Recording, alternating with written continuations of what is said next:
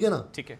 दूसरी बात यह है कि हमारी इंडस्ट्री जो है, हकीकत यह है कि बहुत सेलिब्रेटरी मूड में है कि बहुत सालों बाद एक ऐसी फिल्म रिलीज हुई है कि हमें एक इंडस्ट्री को एक ओहदा ऐसा मिल गया कि हमारा देश भी एक ऐसी फिल्म बना सकता है कि जिस पे हमको गर्व हो। लाखों की तादाद में लोग थिएटर जा रहे हैं, लाखों की तादाद में पढ़े लिखे लोग हैं, अनपढ़ लोग हैं, सब जा रहे हैं। एक पूरा हुजूम जा रहा है थिएटर में, रात के 12 बजे के शो देख रहे हैं, सुबह 5 बजे थिएटर से बाहर निकल रहे हैं। वो अकलमंद नहीं है। हमारे लिए तो ये इंपॉर्टेंट है। ये जो लोग अपोज कर रहे हैं इनके एजेंडाज हैं।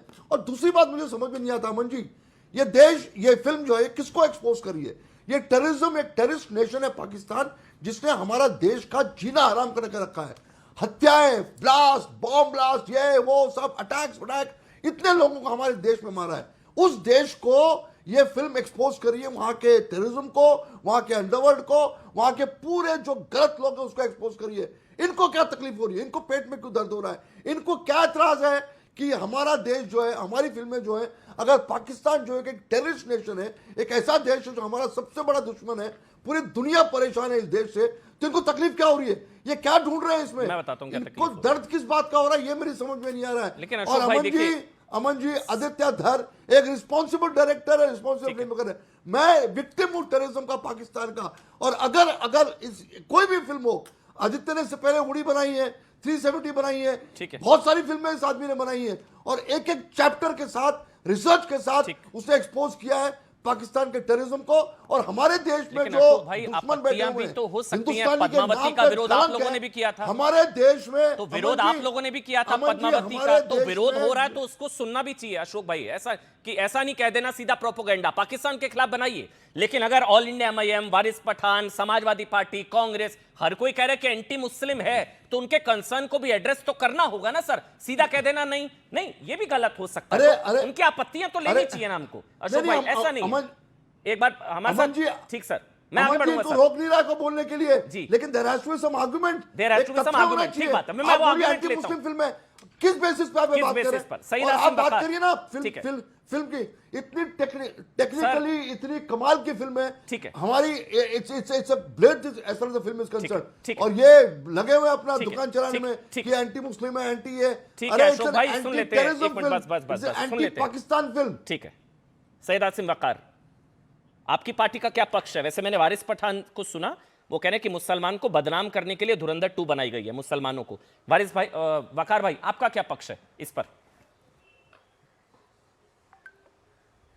नहीं, जरूरी नहीं कि जो सबका पक्ष हो वही मेरा पक्ष हो। मैं आज़ाद इंसान हूं, मेरी बात भी थोड़ी सी लोगों से अलग होती है सर। मसला ये है कि फिल्म मैंने देखी नहीं, और फिल्म देखने के बाद ही ये डिसीजन हो सकता है कि इसमें गलत क्या है, सही क्या है।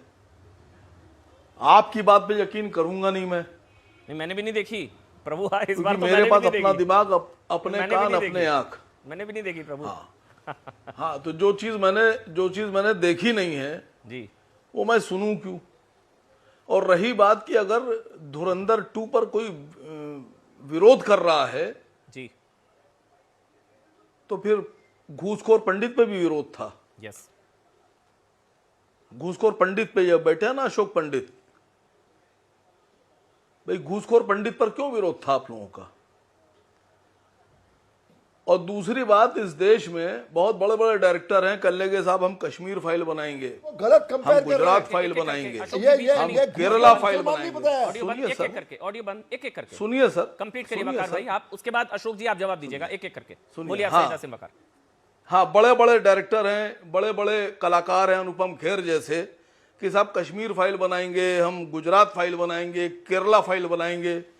और कल को अगर आसिम वकार ताकत में आ गए और हमें फाइनेंसर मिल गए तो यकीन मानिएगा फिर हम एप्स्टीन फाइल बनाएंगे, फिर रोक लीजिएगा और पूरी दुनिया में रिलीज करेंगे। तो आप अपना फिल्म बनाइए, हम अपनी फिल्म बनाएंगे। दूसरी सबसे बड़ी बात, 2014 से बीजेपी की सरकार है और 2023 में अतीक अहमद अल्लाह को प्यारे हो गए। तो इस 9 साल में भारत के किसी विभाग को, रॉ को, आईबी को, ईबी को, पुलिस को यह मालूम ही नहीं पड़ा वो ऐसे एजेंट थे। मालूम किसको पड़ा? ये डायरेक्टर साहब को, प्रोड्यूसर साहब को, एक्टर साहब को। तो कमाल तो सर खड़ा हो गया भारत की जो हमारी खुफिया एजेंसी उसके ऊपर। वो थे नहीं थे वो तो आप जानिए, भारत सरकार जाने, भारत सरकार की एजेंसी जाने। लेकिन मसला ये है कि जिस अतीक अहमद को आप लोग आईएसआई एजेंट बताने पर बड़े खुश हो रहे हैं, उस आईएसआई एजेंट के यानी अतीक अहमद को हिंदुस्तान की पॉलिटिक्स में अगर सबसे मजबूत दोस्त कोई था तो वो सोनेलाल पटेल थे। सोनेलाल पटेल समझ रहे हैं ना? अनुप्रिया पटेल जी के पिताजी। अब पहले तो अनुप्रिया पटेल जवाब दें कि उनके पिताजी के दोस्त कौन थे। आईएसआई के एजेंट थे उनके पिता, काम करते हैं, उनके पिता के दोस्त। नहीं ठीक है, आप कह रहे हैं आपके पास फाइनेंशियल मिला तो आप एप्स्टीन फाइल बना। नहीं, पहले तो अनुप्रिया पटेल से क्यों नहीं पूछ रहे हैं आप लोग? पल्लवी पटेल से क्यों नहीं पूछ रहे हैं कि एक उनके पिताजी का दोस्त आईएसआई एजेंट था? देखिए वैसे तो ये जो अभी आपने एक शब्द का इस्तेमाल किया वो अल्लाह को प्यारा, देखिए मेरी नज़र में ये अतीक अहमद जैसा हैवान अल्लाह को प्यारा नहीं होगा। वो तो हैवान था, उस पर तो 150 से ज़्यादा मामले दर्ज, हत्या, अपहरण, वसूली, भूमि, आतंकवाद से जुड़े मामले, पुलिस के मुताबिक आतंकी नेटवर्क था इसका नकली। तो ऐसा हैवान अतीक अहमद तो हैवान है ना? नहीं, वो आपकी अपनी सोच है। मेरे देश का कानून और संविधान के हिसाब से वकार भाई, देश का कानून ना उससे बड़े आप है ना मैं नहीं। अरे नहीं, बात को बदलिए नहीं, तो मैं कह रहा हूं अनुप्रिया पटेल जी के पिताजी सोनेलाल पटेल ने उस आदमी को सबसे पहले लोकसभा में भेजा। नहीं तो अतीक अहमद के पक्ष में जो भी आपने बोला, क्यों नहीं पूछी ये बात? प्रेम शुक्ला जवाब देंगे ना भाई, वो प्रेम शुक्ला देंगे ना वकार भाई। अभी आपने क्योंकि अतीक अहमद को लेकर उनकी तारीफ में तस्वीरें पढ़े, जब आप पर्सनल है तो आपने कहा वो जवाब देंगे और इतनी देर से आप मनोज काका से लड़ रहे थे। चलिए ठीक है, नहीं लड़ नहीं रहा था, अपनी अपनी बात है भाई, अपनी अपनी बात। बताइए प्रेम शुक्ला जी, हर्षवर्धन त्रिपाठी जी। प्रेम शुक्ला जी, ये तो फाइनेंसर मिलता है तो वो कह रहे हैं वो एप्स्टीन फाइल बना देंगे फिर कल को। ये बनाते हैं वो। और वारिस पठान, वैसे बता दूं, वारिस पठान जो कि इनकी पार्टी के नेता हैं, मुंबई से आते हैं, बड़े नेता हैं, उन्होंने कहा ये एंटी मुस्लिम है मूवी, एंटी मुस्लिम। हालांकि वो कह रहे मेरा वो पक्ष ऐसा जरूरी नहीं है, पार्टी का पक्ष नहीं है वो, उनके नेता का पक्ष है। बताइए प्रेम शुक्ला जी, फिर हर्षवर्धन त्रिपाठी जी। एप्स्टीन फाइल पर कुछ बकवास बातें मीडिया में छपी और दिल्ली हाईकोर्ट ने उस पर रोक लगा दी कि बेबुनियाद है। ये दिल्ली हाईकोर्ट का आदेश परसों ही आया है।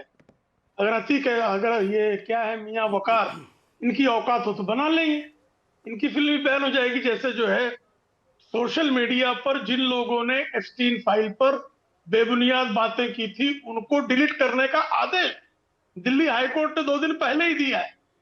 और धुरंधर के बारे में जो लोग कोर्ट गए हैं उनको तो कोर्ट ने एंटरटेन ही नहीं किया। तो इन दोनों की तुलना क्या है? ठीक है, अभी जो है आज आप जो है जिस तरह जिनका बयान सुना रहे थे श्रीमान अबू आसिफ आजमी, वो कह रहे थे कि आईएसआई से अतीक अहमद के क्या संबंध। यस, अरे भाई, अबू आसिफ आजमी के आईएसआई से संबंध की बात 1993 में मुंबई पुलिस की चार्जशीट में की गई है। 12 मार्च 1993 के मुंबई के बम कांड का अभियुक्त टाइगर मेमन, याकूब मेमन, उसके पूरे परिवार को मुंबई से भगाने वाला यही अबू आसिफ आजमी था।